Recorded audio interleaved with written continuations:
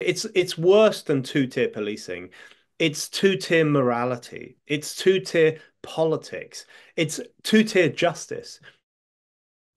But now, back to the show and growing outrage over two-tier policing in the UK.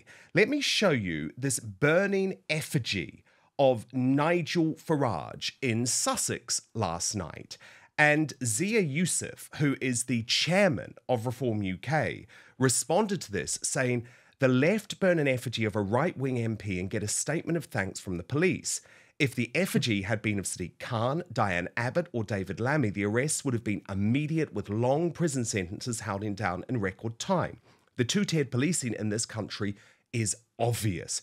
Only one party is brave enough to talk about it. And then he quoted the Sussex Police Chief Superintendent Howard Hodges, who said, we thank the public for their support to ensure the Lewes bonfire celebrations were once again a spectacular event that have been enjoyed safely.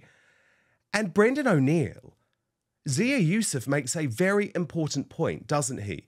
A burning effigy of Nigel Farage, completely acceptable. If it was a burning effigy of a black British politician, you know it would be leading every newscast in the country, just like the burning effigy of Grenfell Tower did, and actually saw someone convicted and sent to jail. Absolutely right. And you nailed it. Imagine it was Diane Abbott, for example, or Sadiq Khan. There would be uproar. It would be the only story in the country. It would probably be leading the BBC News, and suddenly the police would be wringing their hands over it. The hypocrisy and the double standards are almost beyond belief. I think it's very important that we don't become immune to it because there are so many double standards now. There is such a two-tier approach to all these issues that I think it's quite easy to become just to shrug your shoulders and say, well, that's how society is, and it's important that we don't. And I think it's very important to say that burning an effigy of Nigel Farage in Britain in 2024 is seen as perfectly fine by every wing of the establishment. Whereas if you burnt an effigy of another politician, you could even be arrested, you could be questioned, you would certainly be demonized by the media classes. It is two-tier, it's worse than two-tier policing. It's two-tier morality. It's two-tier politics. It's two-tier justice. And the example I keep coming back to in my mind when I think about the two-tier regime that we live under is that in January this year, a man went into a kosher deli in Golders Green, which is a part of London with a large Jewish population, and he waved a knife in the faces of the Jews inside the deli, and he said to them, "Tell me your views on Israel and Gaza." That man spent not 1 minute in jail. He got a suspended sentence. He's out and about. You fast forward to the aftermath of the riots that rocked this country a couple of months ago, and you will remember that there was a 53-year-old woman who was the sole carer for her disabled husband, who was put into prison instantly for Mm-hmm. 15 months for writing something on Facebook. Now, what Julie she wrote Sweeney. is Julie Sweeney. Yeah. What she wrote is horrible. I don't support it. It was bad news. It was a bad sentiment. She deleted it when she realized that. And then she said to the judge, as he sent her down for 15 months, this woman who'd never troubled the law before and was a law-abiding person and who was looking after her husband, she said to him, "Thank you, Your Honor." It was It's sick. grotesque. It's It absolutely was sick. tyrannical. And I mean, you use the example of the deli. I use the example of Mohammed Hassan, the Muslim man at a petrol station who brutally beat up three Asian women because they were in Western dress. This was all captured on CCTV, Brendan. This was not a minor crime. I mean, he was literally banging one of those women's head against the car. He attacked three women. And he did not spend a day behind bars either. So I do think there is absolutely two-tier justice, and there's so many examples to prove it. Yeah. And that's the case you raised there is a good example of the fact that people will often say to people like us that we're racist or we're interested in whipping up racial conflict. Absolute rubbish. That case was an example of um, Asian heritage women being attacked by a man, and we are absolutely as concerned for that as we would be for any other woman in this country being attacked. So I think the argument we've got to make in relation to all of this stuff is that we are either equal before the law or we're not. The justice system is either blind or it isn't. You know, there's a monument at one of the courts in London which has got justice with a blindfold on because it's supposed to be a blind system. It is supposed to apply equally, regardless of your background, regardless of your heritage, regardless of your class or your privilege. And at the moment, that isn't happening. And the police are behaving in a two-tier way. Increasingly, the justice system is as well. And as for two-tier Keir, he has an absolutely differential attitude to all sorts of communities in this country. He does. Then today, Brendan O'Neill, we had this post on X from the Manchester Police, who wrote, "Today we welcome the return of Manchester Christmas markets. You will likely see a heightened police presence who will be acting to keep you all safe. If you see something suspicious, please report it." Now, they posted pictures of police officers with machine guns. And you can imagine a lot of people were asking, well, who are you trying to protect the Christmas markets from? Why do we want to live this way? So they ended up deleting the post. And Chris Rose said on this, Manchester City Centre Police are so concerned about the public safety, they delete a post when too many people ask safe from who? You know, this is actually terrifying that people aren't allowed to discuss where the threat comes from. And we know who's been attacking Christmas markets in Europe over the past 10 years. They did it in Berlin. I think there was one in Stockholm where people were stabbed or killed by cars and trucks. The people attacking those Christmas markets have been radical Islamists. They've been people who have been radicalized Muslims who've fallen in under the spell of ISIS or Al Qaeda or whatever else it might be, and they visited violence on people in Europe as a consequence of that. Now, saying that doesn't mean you think all Muslims are going to become radical Islamists. Of course, it's not Islamophobic to point out that there is such a thing as radical Islamism. But we have a police force now and a political class and a media elite who thinks that any discussion of radical Islam is by definition Islamophobic. Any discussion of the problem of terrorism in this country is by definition bigoted. And let's remind ourselves that around 100 people have been killed in Britain by radical Islamists since 2005. If you look at the far right equivalent, I think it's around 3 people, maybe 4, have been killed by far right terrorists. It's massively different. And we should be allowed to talk about that. We should be allowed to talk about the fact that radical Islamist movements and individuals pose a pretty significant threat to people in this country and people in other European countries. You know, this is one of the problems I have with the whole idea of Islamophobia. I agree that there is such a thing as anti-Muslim bigotry, and I don't like anti-Muslim bigotry, just like I don't like anti-black bigotry or anti-Catholic bigotry or any other form of bigotry.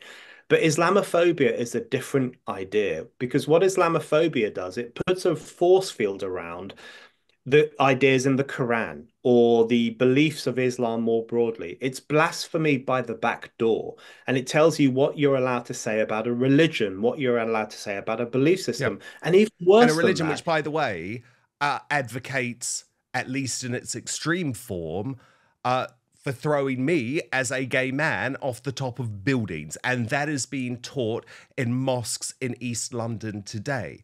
And actually, Brendan, I did want to ask you about the cover-up relating to the Southport massacre, because this is where the Islam threat becomes so clear. But before I do, I want to show you the former Prime Minister, Liz Truss, who was on Outspoken yesterday and became one of the first senior politicians, and I very much respect her for this, to actually speak out about the cover-up and demand that Keir Starmer and Yvette Cooper tell us what they know when. So have a look at what she had to say, and I'll get you to react off the back, Brendan. But first, we've been told our whole lives that wrinkle creams were the easiest way to look younger. Now, one doctor says that's nothing but old news.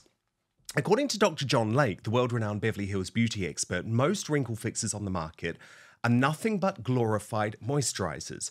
They hardly make a dent on your appearance, and some can even be harmful to your skin, he said. Recently, Dr. Lake has focused his attention away from mainstream cosmetic practices. Why? So he can pursue a revolutionary anti-aging breakthrough, one that some experts say could empty the wallets of the cosmetic industry. It's almost like Photoshop for your face. You may even be mad after seeing how easy it is to visibly erase your wrinkles from view, Lake told reporters.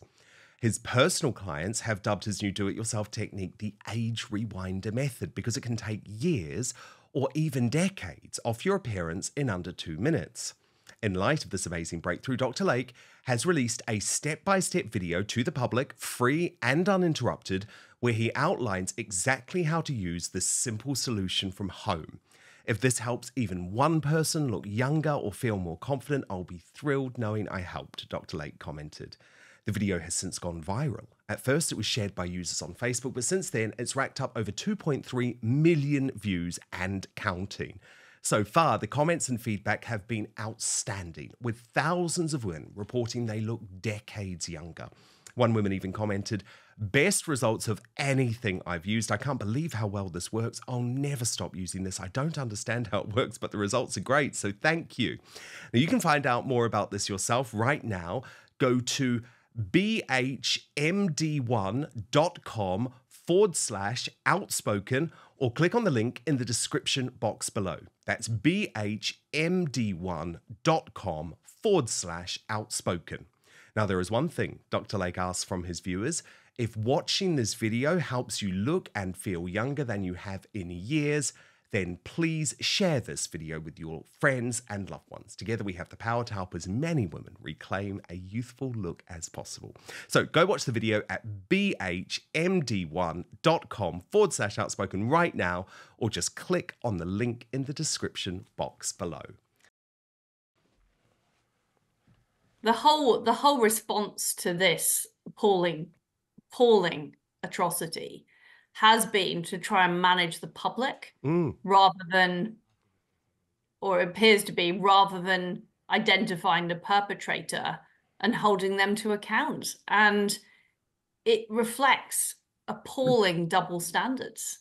And we've seen that, through the riots that took place. We've seen that through the policing of Twitter. And it's very, very out of touch with what the British public actually want to see happen. The Islamist threat in this country is very real. We all know it's the biggest terrorist threat. And yet, how much time does Keir Starmer try and address that versus talking about the threat of the far right? It's completely disproportionate, and people know that. And during the election campaign back in July, forgive me, people were talking about the Islamist threat on the doorstep. So people understand this, they understand what's happening, and their government is not telling them the truth. They're keeping things out of the media to try and manage public opinion. But that is a self-defeating approach, because over time, people will lose their trust for the authorities and lose their trust in the idea that the law should be applied equally to everyone. And I think, frankly, Dan, some of the problems we've got with our criminal justice system go right back to Tony Blair. He took away the power of the Lord Chancellor, who is a cabinet minister, to appoint senior judges. He gave the power to an unelected quango. He created the Ministry of Justice, which is a kind of hodgepodge organization, but essentially represents the views of the legal establishment rather than being accountable to the public. And I think we're now seeing that play out. And the problem is, Keir Starmer is part of that system. He's a former director of public prosecutions. And I don't like that. I don't like the lack of clarity. I don't like the lack of accountability of cabinet ministers for what is happening within the appointment of, whether it's the appointment of the judiciary, whether it's the management of the criminal justice system. It's all become very opaque and murky. And I think we've seen this playing out in the case. And in order to restore public confidence, Keir Starmer and Yvette Cooper need to come out and tell us what happened when. What did they know? Why didn't they release it?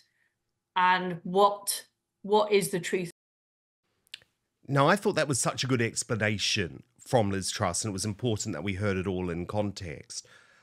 But how astonishing, Brendan, that not one mainstream journalist has put a question to Keir Starmer or Yvette Cooper about what they knew when.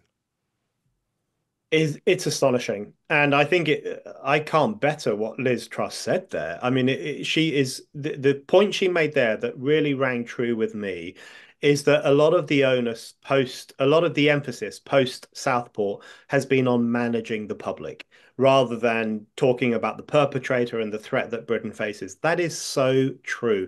And that happens so often after big violent events, whether it's the Manchester Arena bombing in 2017 or the stabbing in Reading, which everyone's forgotten, in 2021 when 3 gay men were stabbed to death by a radical Islamist. I'm amazed how many people have forgotten that one.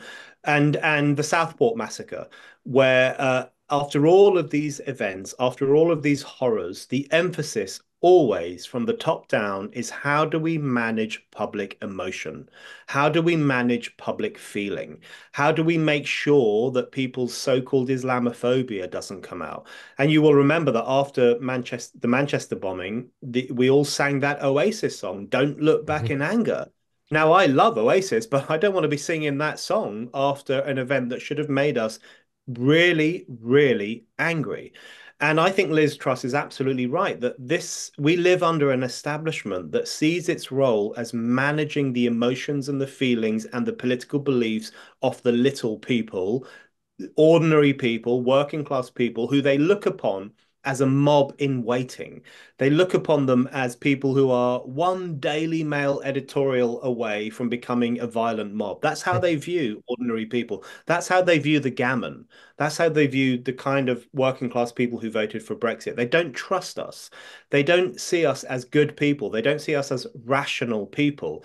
So it's always about emotion management and feeling management. And she's absolutely right about that. And the problem with that, of course, as you've really shown on this show, is that the truth is never got at. We are never allowed to talk openly and freely, which you should be allowed to do in a free society, about who carried out this massacre in Southport.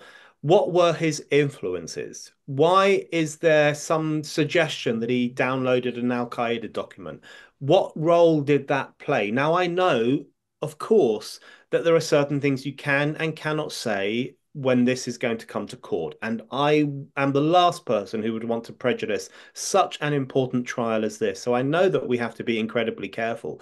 But we do have to trust that ordinary people are responsible enough and decent enough to receive information from the authorities and to make up their own minds about what the problems in our society are. Thank you so much for watching Dan Wootton Outspoken. Please click on my face just to the bottom left to subscribe to this brand new independent news source and turn on the notification bell so you'll be alerted to our brand new live shows, uncancelled interviews, and special royal episodes. Outspoken is also now available as a podcast, so you can listen to the show every weekday on the go, wherever you are.